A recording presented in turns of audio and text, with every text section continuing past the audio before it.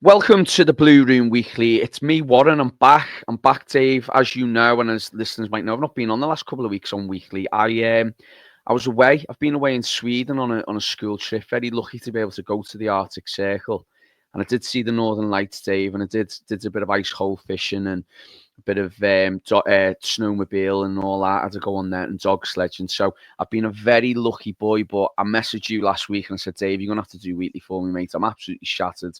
I've just got back, so I am back. I'm here now, and yeah, good to be back. But yeah, I haven't really spoke to you since, mate. How's things with you? Yeah, not too bad, mate. I can't stand. I've said it many times now. So I can't stand international football. So Yeah, I was dreading the full time whistle at the end of that West Ham game.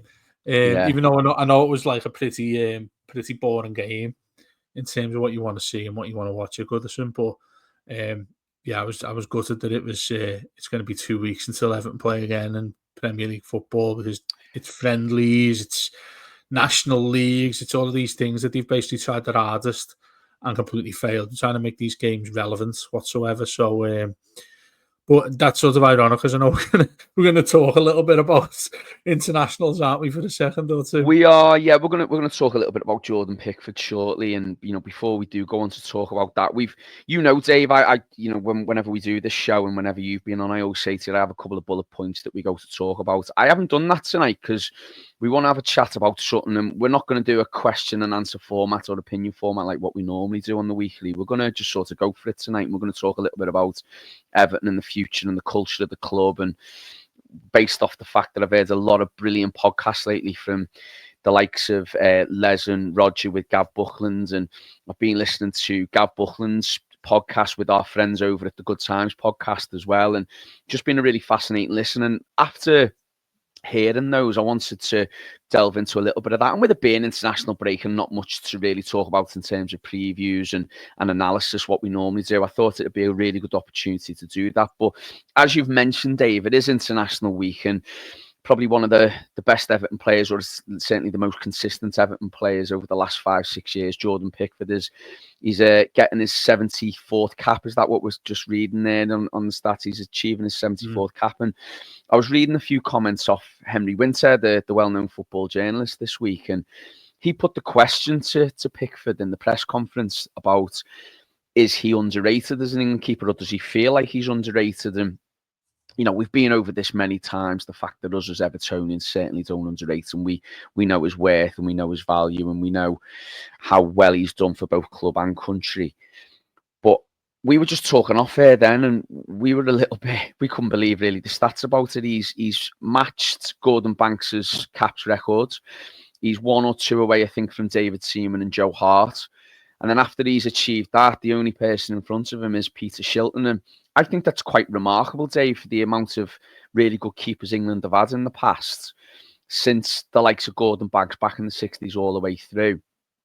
For our goalkeeper to be fast approaching, the second most cap holder for an England goalkeeper, I think it's a pretty incredible stat, really. And I think it just does go to show his worth. But Henry Winter was saying, he kind of agrees that he's been very consistent. He's been excellent for England, and he's obviously, we know his worth. And our good mate Pete was on BBC Radio Merseyside this week, and he was saying, if it wasn't for Pickford, we probably would be a Championship club now, or I even think even worse than I think probably League One, because I think we probably would have went into free fall. But he deserves this recognition, doesn't he? And he deserves his place. And I know there was a stupid article in the week about the fact that he's getting displaced by Tuchel, and I don't think that's going to be the case. And he made another fantastic save against West Ham. But we've said it before, and we're going to say it again, Dave. He's just been brilliant, hasn't he, as a goalkeeper for us and for England? Yeah, absolutely. I mean, it's nice to see he's getting some sort of recognition from people who don't normally really want to talk about him, because I think he's changed people's opinions, and they don't like the fact that he's changed their opinions. And look, everybody hates to be wrong. Most people hate to be wrong, and they hate to admit that they're wrong. But I've started to see that pendulum swing a little tiny bit the other way when people start seeing facts and figures. When you get somebody of like the reputation of like Henry Winter, who covers England more so than any other football in his career as a well-established journalist. To be saying these sorts of things, it doesn't get said lightly, and I feel like we're seeing that quite a bit now, which is encouraging, really. And it's not. He's earned more than this, and I think when he retires, I think it's the kind of thing that when he retires, it'll only be when people realise what we did have and what's gone. Look, and England might well have a better goalkeeper than Jordan Pickford when he retires. We simply don't know that who the next one in the wings is waiting to come in after him. But he's surpassed not only the legends of England goalkeepers, but also the ones that have been decent in and around his time. That Adam Ramsdale, not Adam Ramsdale. What's his name? The goalkeeper. Is it Adam? No, it's not Adam Ramsdale. Who's the keeper that was at Arsenal? The one who's at Southampton now. Yeah, Adam Ramsdale. Yeah, it is Adam Ramsdale, isn't it? I was thinking. Mine went blank. Thinking of Adam Ramsey. Adam Ramsdale. I think many people went through a spell of like a year to 2 years saying that this fella's miles better than Jordan Pickford. He started getting picked in the typical 3 goalkeeper selection there that the England manager typically picks. I'm no fan of Gareth Southgate even in the slightest. But one thing I do doff the cap to is the fact that he consistently picked Jordan Pickford, and there was nobody else really who he'd turn to or look beyond Jordan Pickford getting picked. Having said that, I feel it gets me really irritated when you see how people view Jordan Pickford, and I think that's because he has Everton as the albatross around his neck when it comes to international football. Now, if you go back to the days of England football, look, let's say, I don't know, it's edging on to probably a generation where you had Arsenal, Man United, and Liverpool, basically the bulk of those England players were the England squad. There was only a few from various other places that might get a game. I remember I used to get excited when I was a kid that an Everton player got a cap. It was Michael Ball at the time. I remember David Unsworth getting called up and Andy Hinchcliffe under Glenn Hoddle and thinking, oh my God, an Everton player's playing for England. This is amazing. Yeah, exactly. That's what I mean. You started thinking, this is the most amazing thing you've ever seen as a kid, wasn't it? And yeah, those the halcyon days of Everton players getting a cap with England. And, I think back to that, and I do feel that people used to get, and probably rightly so at the time, quite precious over the ins and outs, the ones who were the popular players who got selected. It was like, it was, oh, do you know what? It's an assumption. You don't even look at them because you knew they were always in the squad.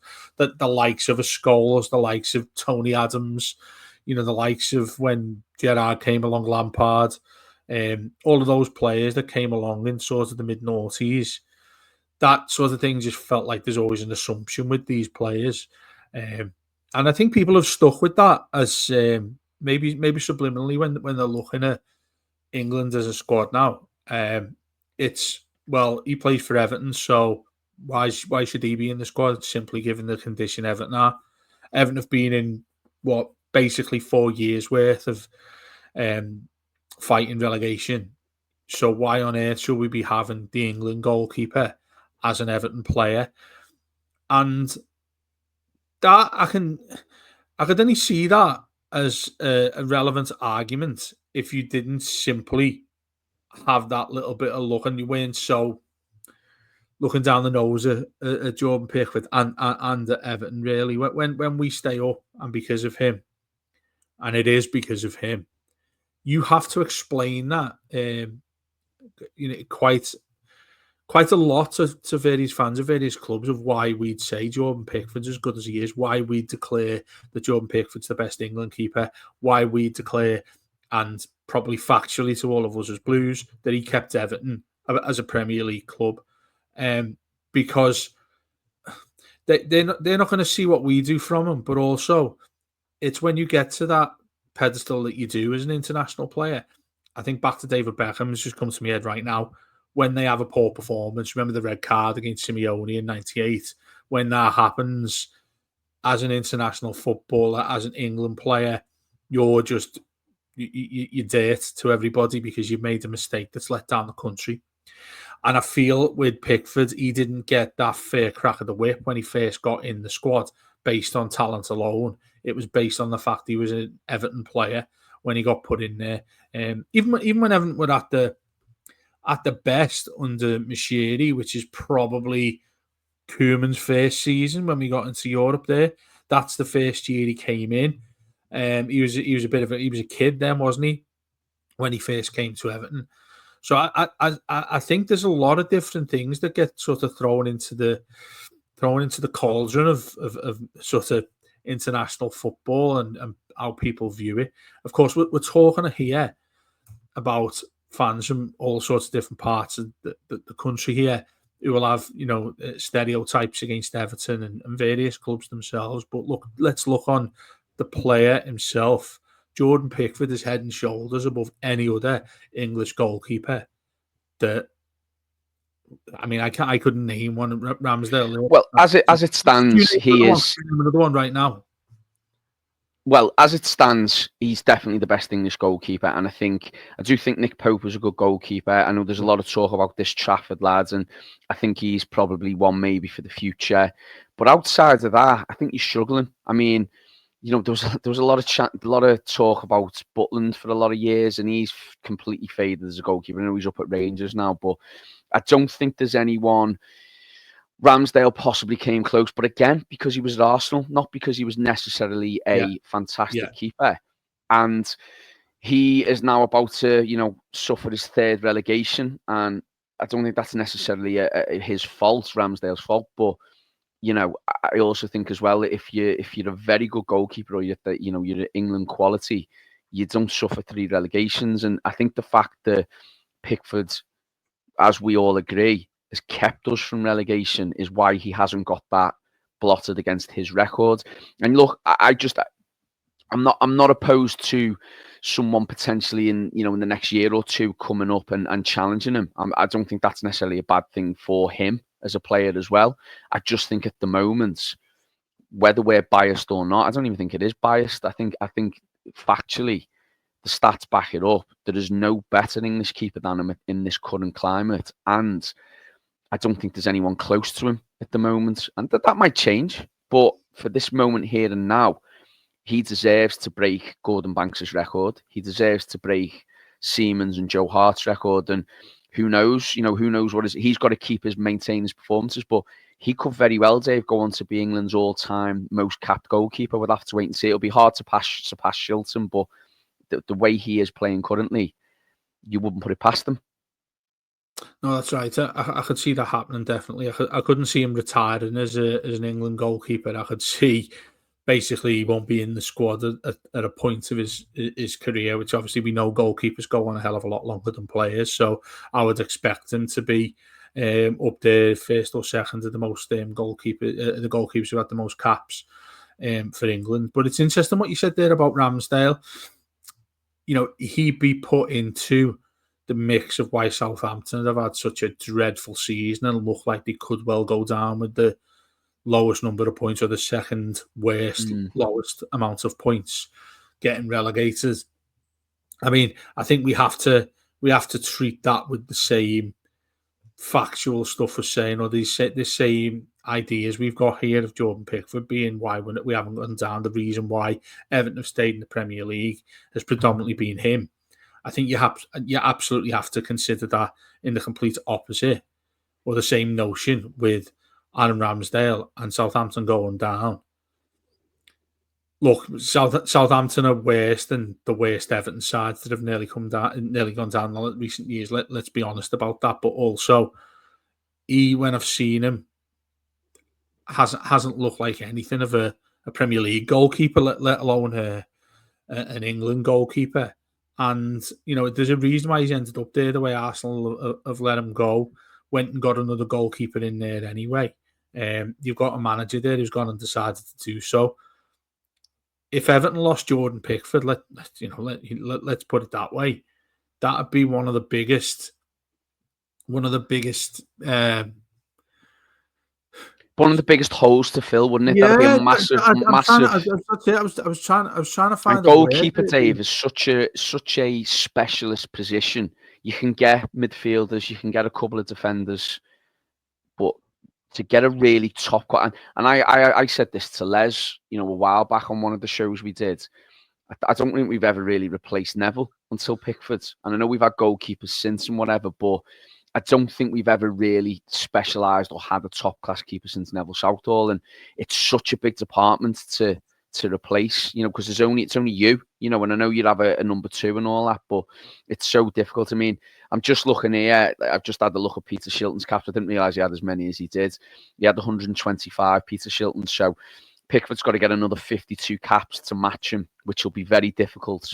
And it'll be a big challenge for him. But I think even if he becomes England's second all-time cap keeper, that's just such a great achievement. It really is. To 100. You should get to 100 then, really. It'd be nice if he did. It'd be really nice. And he'll have challenges along the way, and it'll be difficult. But I just think it's such a credit to him and the career he's had, and especially what he's done in the last 5 years. I think he's really has been a very consistent keeper. He's one of them now who I don't think you get a less than a 7 out of 10 from him anymore. And that's what you want from a goalkeeper. And I think his mistakes are becoming less and less. Every goalkeeper has one in them, but I think his are becoming less and less and less, which is only good for both England and Everton.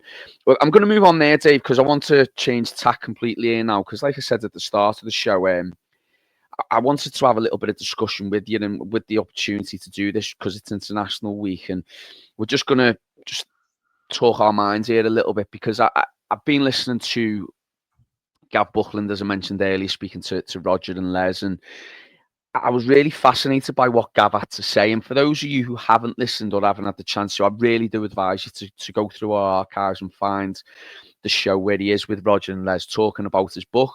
And he was saying about how Everton from the 60s under John Moores up into sort of Wimbledon in 94, when we almost went down, the culture around the club and what surrounded the club, and some of the sliding doors moments down the years with managerial selections and what a lot of what Roger in particular and Gav was saying was that Everton have been stuck in this culture for a long time now, where we think we're perhaps bigger than we are, or we've not been challenging as much as we should have. And I think they referred to it as losing the 100-year war with Liverpool, and Liverpool have gone on and done what they've done, and they've become, a force not just nationally but internationally as well. And they've got that fan base, whereas we have always in the last 40 years, 50 years since the John Moores days, struggled financially and struggled to really get a foothold in sort of the pantheon of English football, if you like. And I listened to this, and some of the comments they were making at first, Dave, I was really struggling with them because I was like, do you know what? I think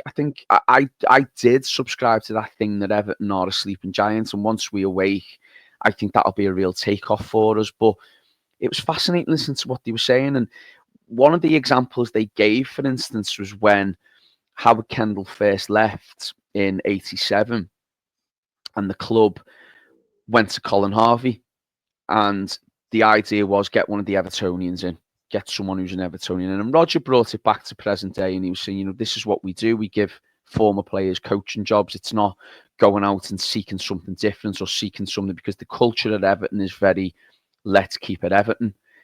And whilst I love that and the romanticist in me, and I know you're a little bit away from sentiment like I am, and you probably shared a lot of the views Roger has, I'm very much have been very much I love to see Baines, for instance, in a coaching position. I'd love to see Coleman have a coaching position. I've been one of them in the past, give it to Dunk to the end of the season, or I'd love, David Unsworth stepping in when he did, a couple of games when I know it didn't go well for him, but I loved the idea of it. I loved the romanticism of it.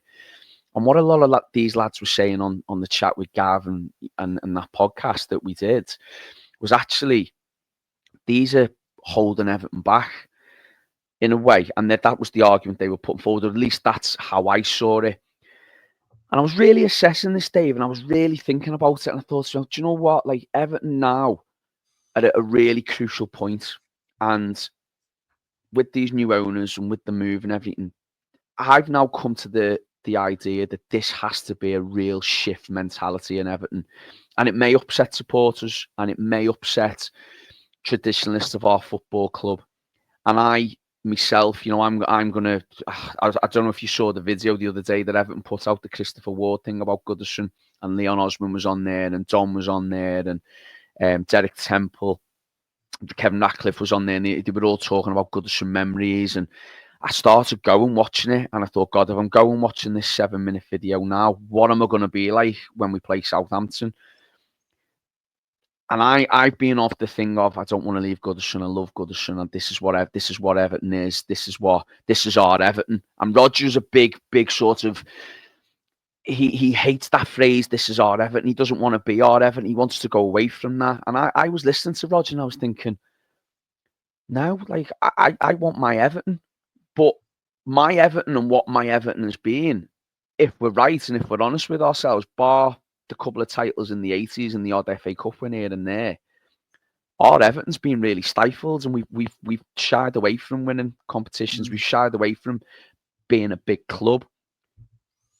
This is a real seminal moment in our history now, and I'm starting to come round to the opinion, Dave, of things have got to change. We've got to look to embrace the new. We've got to look to be different if we want success. Is there going to be a moment, you think, in the next 5-10 years where perhaps supporters like myself, who the way I've been feeling about the club and many others like me, are going to start getting a bit upset and a bit angry with the direction Everton are going in? Is it going to be difficult for us to accept this change, and is it going to be a difficult 5 years? Because I know we're all on a high at the minute about the fact that there's new owners in this, but it's going to be a test in 5 years. And it was only really after listening to these podcasts, it was the real first thought I'd given about it. Do you understand what I mean? Do you get what I'm getting at? Yeah, I completely understand what you're saying there, and I think there's a lot to unpack for all of us with this. Because, for instance, I'm going on Sunday to the second test, and really looking forward to it. And 25,000 fans, and it's half the amount that we're going to have come August and all that sort of thing. And these new things that we've all been looking forward to are still connected to what we're bringing and what we've had at the club since it was at Goodison, since when just after we began as a football club, and the way in which it happened, and we ended up with Goodison Park. And I feel as if there's many times with our club at Goodison where there's been a fork in the roads, and we tend to I can't remember many times when we've taken the right direction, and the one we've taken in the wrong direction has been largely due to the fact that we stick to what we know, and we stick to the Everton bubble that we have at Goodison there. And that's what I've found difficult as a fan. I'm definitely not in the majority who what I say about sentimental stuff and all that. Look, I love Everton, and Everton it stands for. I love Everton for everything that it's not of Liverpool over the road.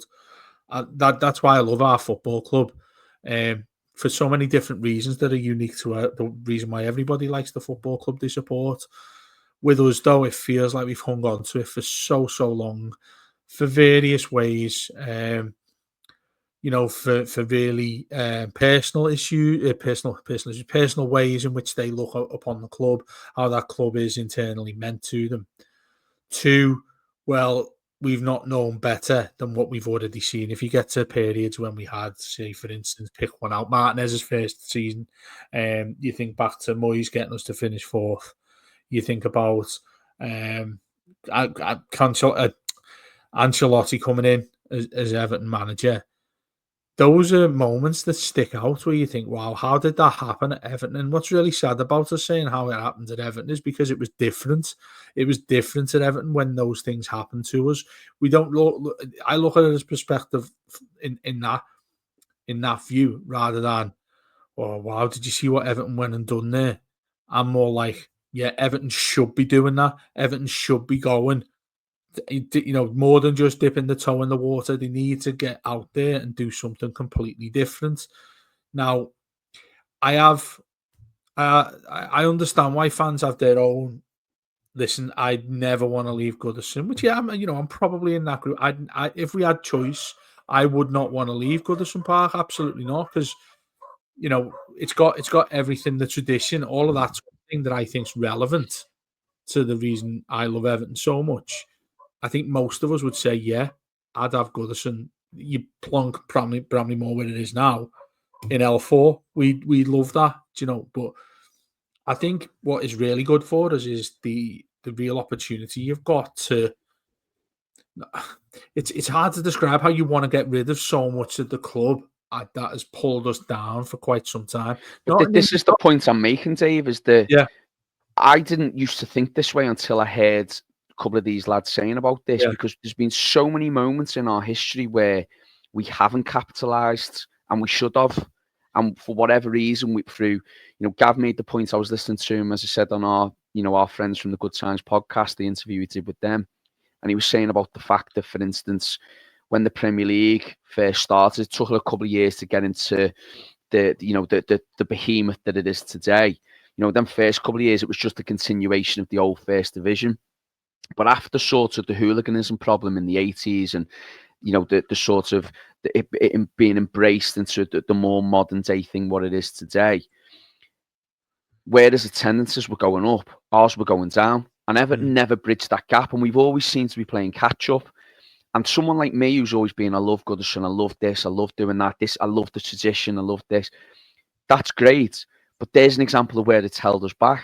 And then you've mentioned 3 really great points there about Martinez's first season, Ancelotti, and the year when I think as well, which is a pivotal moment in our history, was after we lost the FA Cup final to Chelsea. We never built on any of them moments. Ancelotti didn't stay past his first season. Martinez fell by the wayside, yes, as a manager, but he was never really given, or as a club, we never really had the true finances to go and get them top-class players that Liverpool could have, or that, United did in the 90s when they started hitting there, and United have always had that national and international fan base anyway, which is another point Gav Buckland made. But all these moments through Everton's history where there's a chance to move on, there's a chance to progress, because of the culture at the club, that's been stifled. Because we haven't had the correct maybe ownership, or because we've been stuck in the John Moores culture of the 60s. And listen, this isn't me by any means having a pop at John Moores and what it was like under his stewardship, but Everton was in such a cultural sort of bubble that it never was allowed to go on from there. And my fear / sort of excitement going into the next 5 years is I think these new owners are going to come in and go, this is how we're going to do it. This is, Nelson Dock, for instance, they've just purchased that, or they're looking to purchase that, sorry. What are they going to do with that? Are they going to do casinos? Are they going to do hotels? Are they going to do something which we go, that's not Everton, that. But this is exactly what I'm trying to say. We've got to almost, if we want trophies, I heard you lads talking on Blue Monday about Newcastle, and for all the moral and ethical arguments against their ownership and how they're funded, they've now won a trophy.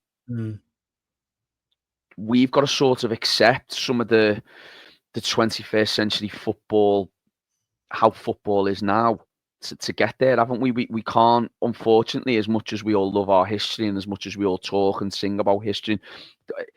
I used to, I'll give you an example before I let you carry on. I used to love it when we'd sign a player and a player would go, I'm aware of the history of the club. I love the history. It's a big club. Now, to me, that just, them words feel hollow when we sign a player. It feels like they've been fed them lines to say. And I'm now getting to the point where I want to hear about other things that isn't history. As much as I love it, Dave, and as much as I actually still do want to stay at Goodison forever if I had the choice, we fans like me have got to move away from that, haven't we? That mentality. We've all got to change. We have, but I think what goes hand in hand with that is the club has a responsibility to, not to guide us. That's probably too strong of a term here, because it's all of our personal thoughts about this and our feelings towards the football club. But the club has to, in line with obviously we're going to Bramley-Moore. Like, I remember walking up to, I know you've you really interestingly, you're not going to touch Bramley-Moore until you go in August, which I think is really interesting, and can't wait to see how you feel when you go there. But walking into there, so many fans in and around were sort of, why is there no Everton badge there? Why is that not blue? And I think everybody naturally, as human beings, you find somewhere that's got a problem, don't you, before you start thinking that's really good. And none less than Everton fans, given you'll always look for what's wrong than what's right. That comes later, doesn't it? And it felt like that walking up to there were many said, why is that not finished? Why is that not finished? The Blue Room stone we've got as well. I was looking forward to going to see that, but they haven't finished it yet. All those sorts of nostalgia. The club have a duty towards us to take what we'd like to take from Goodison Park, but they need to think hard about how that's done without all of us sitting there crying when we get inside there the first game saying, this isn't Goodison, this is this, this is that. And what comes first and foremost with all of that is Everton coming forth to what you need to be as a successful football club, as an entity in the Premier League these days. Look, there are going to be things that we don't like about it. I think everyone, if they had the choice, wouldn't want the Premier League to be the way it is, and talking about Super Leagues and all that sort of thing that we've heard in years gone by. That's ridiculous. If you read Gav's book that's sitting behind me there, Gav's book there, I when I interviewed him, I thought it was really interesting talking about the contrast between Everton being a side that always misses the boat, a club that always misses the boat, to still having that same feeling, but in a completely different way when we get to more modern day Everton. It's still the same concept, and it's the thing that needs to be, you need to break the ceiling with it. And we haven't really done that. We still haven't done that. Going to a new ground feels, I think, like there's a reluctance from people at the club. There'll be reluctance from fans as well about going to a new stadium because they haven't entered the unknown. And that term you've used there about it being in an Everton bubble, let's face it, that bubble's been stale. It's been burst in a negative way. We've stayed in a bubble there that has just floated about, that hasn't been taken into a positive direction. We've just sat there, doing nothing. It just stagnated in the middle of everything that's gone on in and around us there, and just about stayed afloat in more recent seasons for us, which gives you more of an indication. It should give everybody more of an emphasis of why Everton absolutely needs to, that term clean slate that everyone's going on about. It means about everything, Warren. It doesn't just mean about Bramley Moore and clean slates and new owners. It means everything, from every single part, every single facet of that football club has to change to get into what Premier League football is about these days. Yes, we could sit here all night long talking about why that's shit, why that is not what you want to see, because that's the way sport is these days, and sport washing, like we referred to there with Newcastle. All of that, I find it really interesting because I've seen there was an email that was sent away to the BBC. You get an email from the fans. They have a fan group, and they're talking about sport washing, and they're talking about how Newcastle's owner was lifting the trophy at Wembley, and he was in the middle of everything. And the fans that have expressed how they feel about this, they've been like really unhappy and offended in many ways of what's gone on at Newcastle and the takeover and where that money comes from. A lot of people saying it's blood money and things like that. And I completely get people's understanding with that there, but that's, I say, but it's not but. It's how football has developed now. So you need to make your decision whether you're willing to stick with that and your football club. It's a real dilemma they have there. I think many of their fan bases, whether they want to stay with, well, yeah, I want to go and see the team that I've loved when it was the original Newcastle, as in sort of the same direction, but without sport washing, because we've got American owners coming in who aren't all about what's going on. But it also, you could have your arguments against American ownership and how exactly. How they obtain their money, and you could go into all of that. And this is the thing: we'd all in a perfect world love a holistically ethical person running the club, but football isn't there anymore, and we all hate it. I don't see a business in life that doesn't have that. Most businesses in life have that association of things that you don't like and you don't want. Look, it's sad, but again, that's something else that's further afield from just sport. Sport in itself, by and large, is an entity that is business. Football is business. It's not. It's not the football. It's not like I know a lot of people. I have a lot of friends there who would sacrifice not going to watch Liverpool or Everton or the team they support. They'd rather go and watch a Sunday league game. Now, fair play to them, or a non-league game. Fair play to them that they want to see pure football, because that's football at its purest form, isn't it? Amateur football is at its purest form. Look what we're about to go and do at Bramley Moor here. That is what we've devoted to our lives, is the football club we've supported. What we're talking about here, and I don't want us to fall in the trap of sounding like we're contradicting ourselves here, because as much as I want that Everton to stay, I want Dixie Dean's Everton to still be there, as much as I'd love that, and we all would. It's hard to then say, well, I'm completely against the way Everton need to go, because that's the only way Everton are going to become successful. If I've worded that correctly, if you understand. I know what you mean. I know what you're saying. It's like you want in a perfect world, and I'm like you said, people who go and support these non-league teams, or go and watch local football, and it's I've done it loads of times. It's a great day out. We'd all love that at Premier League level, and unfortunately, it's not like that. And you can take a stand against it, and you can say you don't agree with it, but you're also at the same time can't say, well, I want Everton to be successful, because you'll still go to the game. No, that's it. With you'll get those United fans who are referred off there who are making stands against what's going on with the Saudi ownership there. They're still going to go to the game, and that's why it's a difficult process for people going to Bramley Moor now, who want the Everton that they've always known, the Moors days, and when Everton were at the best and winning trophies.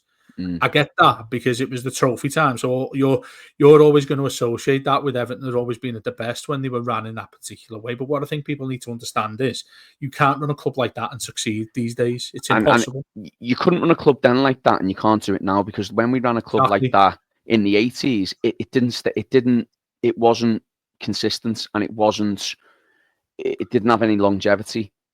And this is, I think, the point that Gav and Roger make. For Everton to be, you look at City have completely, and they're having a down season this season, which happens. Not every club wins everything every year for 20, 30 years in a row.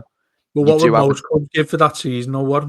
I know. Well, exactly. But this is what I'm saying. The season that City are having, we would kill for now. But we need to change that to where, and I don't know if it'll ever happen, and hopefully it does, but we need to be like what you're saying there, going from being disappointed when we finish 5th or 6th, rather than being elated. And because the club hasn't been run in a professional, or,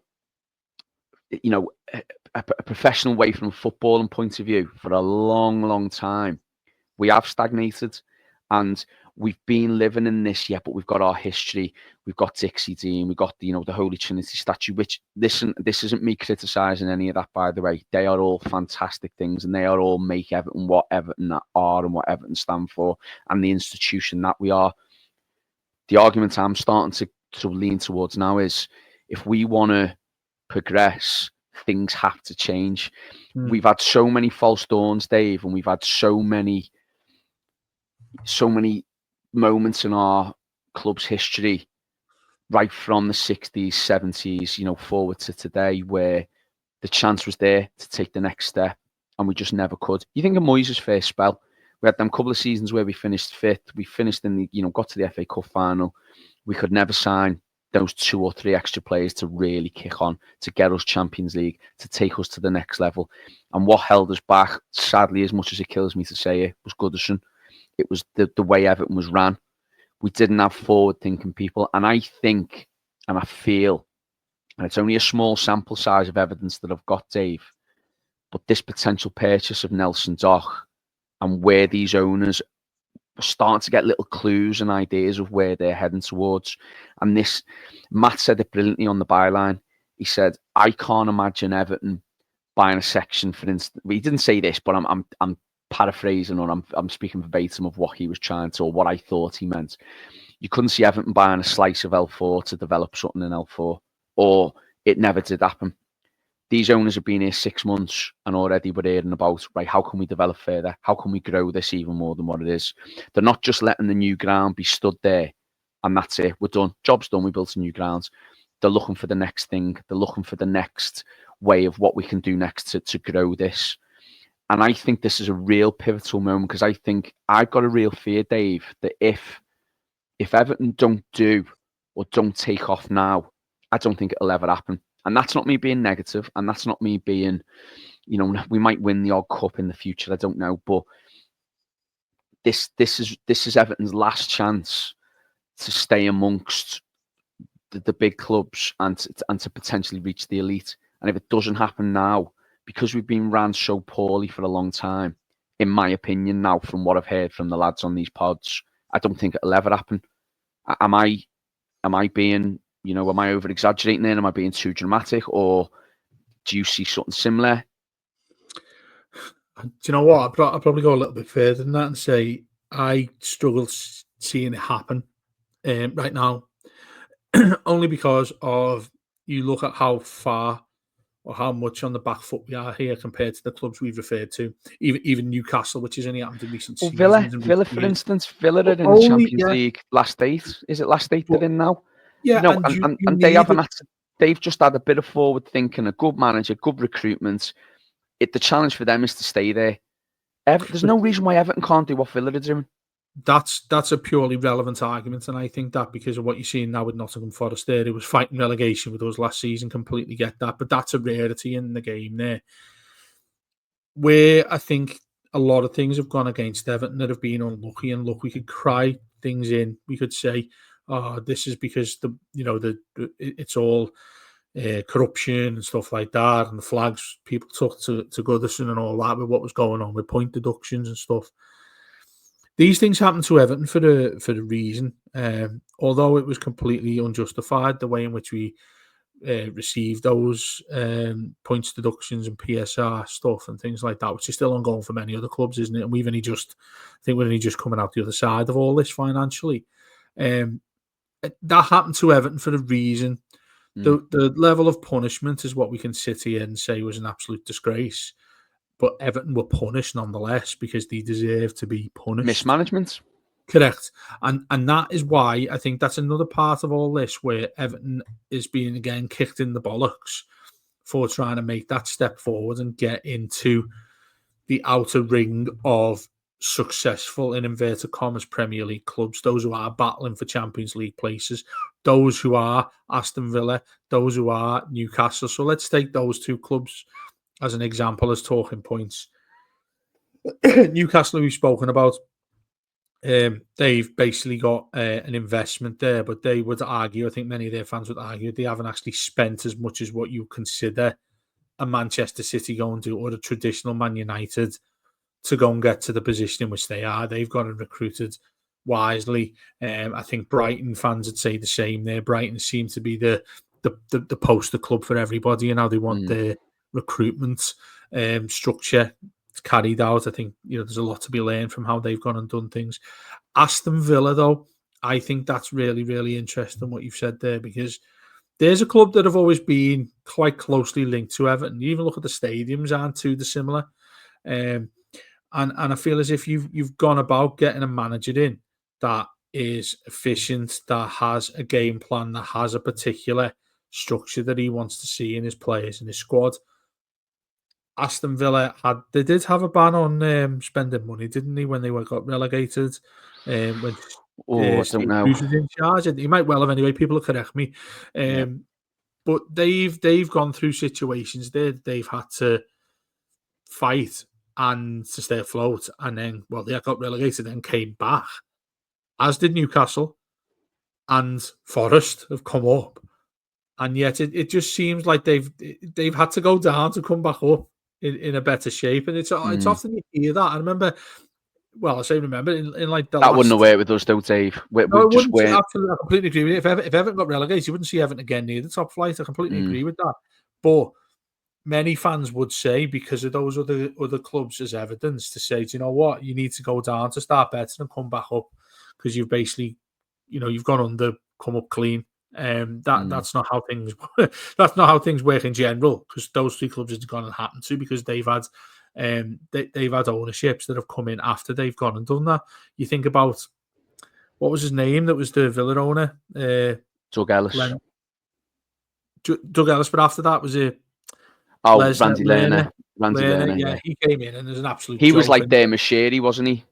Exactly. But then they've turned to an ownership there that turned things around, and Everton can learn from that. And what you're saying there, I think, is an excellent point when you look at those clubs that have turned it. I mean, I think Nottingham Forest there is a perfect example how you can still go and do these things. So when I've said that at the start there, that I think Everton's progression has possibly been and gone in that particular way in which we've spoken about, they have to think in a different way. I think that fits in with what the narrative's been about our show here, is that Everton need to get to that position by thinking in their own way. They need to think outside the box for all this sort of thing. We're talking about that it can be done. It can be done in their own way. Forest have done it in their own way. Manager, recruitment, look what they've got. Look at the recruitment they've got. They've got a manager there who was great at Wolves. He was woeful at Spurs. Yet they've got him in at Forest there. So no, he wasn't. He was at Spurs. Who you know about? Sorry, I just missed that then. Nuno. Sorry, yeah, of course. Yeah, sorry, he was at Spurs, not Arsenal. Yeah. Yeah, sorry, I thought, yeah. So with him, he's gone in there, and they're probably thinking, oh, just keep us in the league. Did one season is all it took to get where they are now. And I know they went and spent a lot of money. Now, but we were linked with them, weren't we? And we turned our nose up at Nuno. And this is again is the point I'm making, is that I don't think we can afford to be that way anymore. I think we've got to allow the club to do what they need to do. The thing that I think that's different from all of those examples we've just spoken about and those debates we just had there over those various clubs is Everton can't get money wrong. Newcastle can.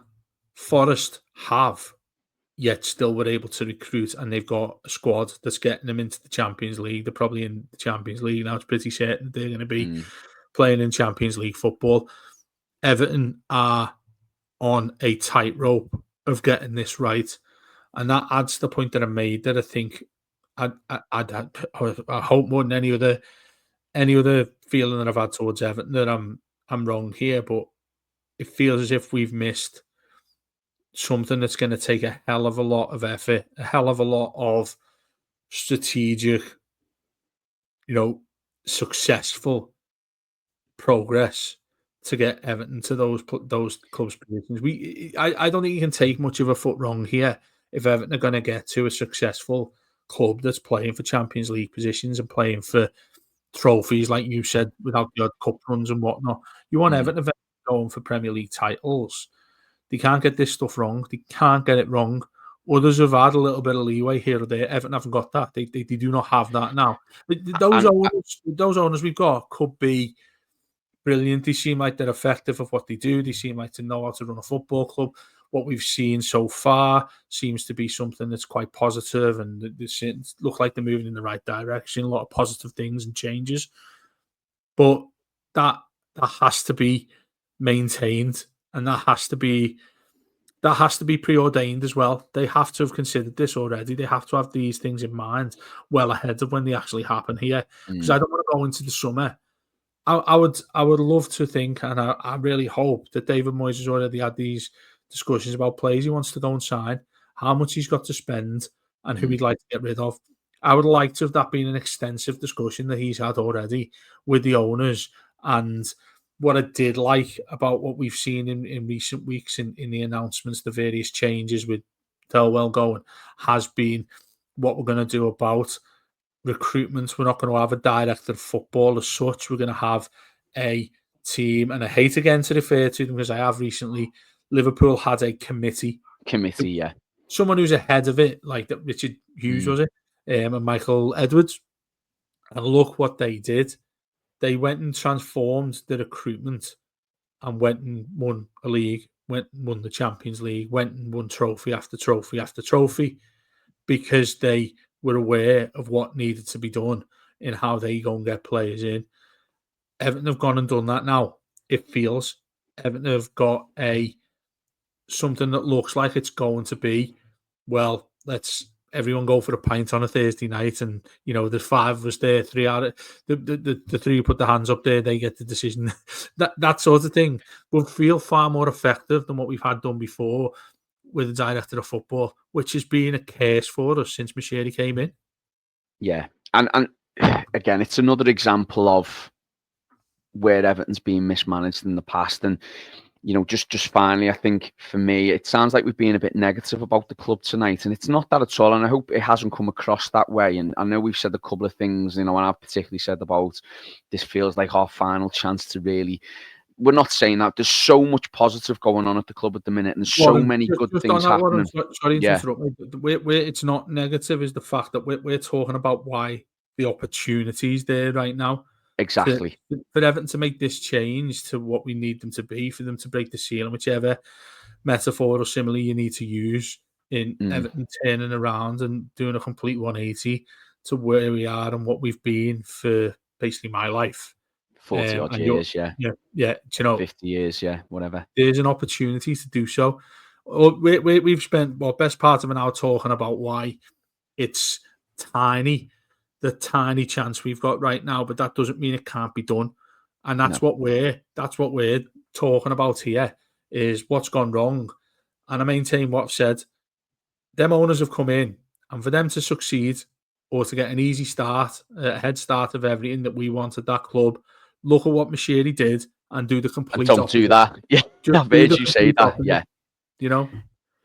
Fascinating chat, Dave. And, I'd love people to message us, even, I'm on X or Twitter, whatever you want to call it nowadays. And then obviously, we would always appreciate any comments you give us, and we'd love to interact. And I'm happy, and I know Dave's always happy to interact with our listeners. So anything you want to speak to us about what we've chatted about tonight, it's been quite an in-depth conversation. And me and Dave both agreed prior to recording we wanted to just sort of have a discussion about how we both felt, because I know my mentality and my feelings on it. Yeah, my feelings on it have certainly changed, and this all sparks, as I said, and I've mentioned it a couple of times on the show now, from the podcast I've listened to with Gav Buckland. So if you do get the opportunity, please give them a listen. Les, Gav, and Roger, it was a fabulous listen. It was a 50-minute show, I think, Dave, and it felt like it was 5 minutes because it was just brilliant to listen to. It was absolutely brilliant, and not just that, and everything else we do on here. We have got International Week. We're missing another weekend as well because of the FA Cup. And then scarily, our next game is the Derby in Anfield, the week Wednesday, I think it is. So it's not a game. It's not a game. We're safe. They've won the league. Friendly. Yeah. Don't care. Yeah, exactly. But there'll be lots coming up as we build up towards that. But listen, like I always say, on this show, we've got mailbag coming up this weekend with Les, and I think myself and you might be on it again. I've got to check to see if I'm available, but we might be back on that. We're going to have lots coming over the weekends, I'm sure. And then back on Monday, Blue Monday, we'll be back. And then the excellent byline will be back on Tuesday with Matt and Paddy. But if you are listening to us, however you get your podcast, Apple, Spotify, Google, whatever it might be these days, give us a comment, or subscribe to us on there and give us a follow. Also, if you're watching us on YouTube, my mate Jordan, Dave, who I drink with before the match, he's been watching Mailbag recently. He loves watching us on a Saturday morning when he gets ready for the game. He just says that takes his morning away with the kids. He's sitting there watching, has a giggle watching us. So if you do watch us on any of our... No, not to some of the rubbish we talk, no.